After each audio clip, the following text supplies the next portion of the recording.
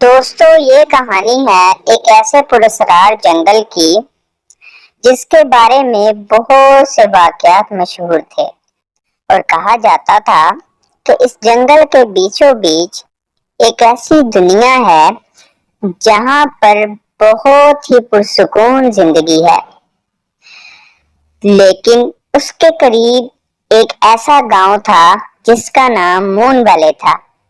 وہاں کے لوگ یہ بھی کہتے تھے کہ اس جنگل میں کچھ بری شکتیاں بھی ہیں جو کہ انسان کو اس دنیا کے قریب جانے سے روکتی ہیں۔ اسی گاؤں میں ایک لڑکا رہتا تھا جس کا نام ارمان تھا۔ وہ بہت ہی ایکسائٹیڈ تھا اور بہت ہی یقین رکھتا تھا کہ میں ایک دن اس دنیا کو ضرور ڈھونڈ لوں گا اور اس میں کامیاب ہو جاؤں گا، پھر چاہے جتنی بھی بڑی طاقت مجھے روکنے کی کوشش کرے۔ آخر وہ دن آ ہی گیا جب ارمان نے جنگل کی طرف جانے کا فیصلہ کیا اور پوری تیاری کے ساتھ ارمان جنگل کی طرف نکل پڑا۔ کچھ دنوں بعد چلتے چلتے ارمان جنگل کے بیچوں بیچ پہنچ گیا، جہاں پر ایک پتھر ملا اسے جس کے اوپر بہت ہی عجیب قسم کا نشان بنا ہوا تھا۔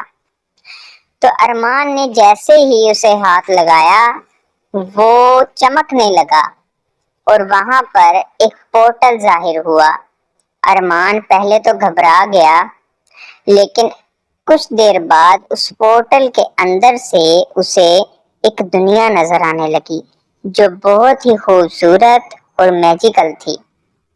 لیکن اسی وقت وہاں پر ایک سایہ نمودار ہوا اور وہ اتنا خوفناک تھا کہ ارمان کے پسینے چھوٹ گئے۔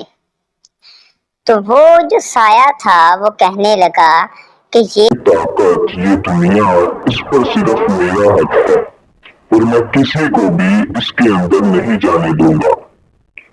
کوئی بھی باہر والا اس پر قبضہ نہیں کر سکتا۔ اسی وقت ارمان کے ہاتھ سے ایک روشنی نکلی جس نے اس سایہ نما چیز کو ختم کر دیا۔ تو ارمان نے جب اپنے ہاتھ کی طرف دیکھا تو جیسا نشان پتھر پر تھا ویسا ہی نشان اس کے ہاتھ پر بھی چھپ چکا تھا۔ تو ارمان نے اب واپس جانے کا سوچا کیونکہ پورٹل بھی بند ہو چکا تھا۔ تو جیسے ہی وہ واپس جا رہا تھا اسے یوں لگا جیسے کوئی چیز اس کا پیچھا کر رہی ہو اور اسے چھپ چھپ کر دیکھ رہی ہو۔ تو کچھ دیر بعد وہی سایہ نما چیز اس کے سامنے ظاہر ہو گئی اور زور زور سے ہنسنے لگی۔ تبھی پھر سے وہی نشان اجاگر ہوا اور روشنی جیسے ہی سایہ نما چیز پر پڑی وہ پھر سے غائب ہونے لگی اور کہنے لگی میں واپس آؤں گا۔ ارمان اس دنیا میں پہنچ پاتا ہے یا نہیں اور یہ سایہ نما چیز کیا ہے یہ دیکھیں گے آپ اگلے پارٹ میں۔ اگر آپ کو ہماری سٹوری پسند آئی ہو تو ہمیں سبسکرائب کر لیجئے اور بیل نوٹیفیکیشن کو دبا دیجئے تاکہ ہر آنے والی ویڈیو آپ کے پاس وقت بہ وقت پہنچتی رہے۔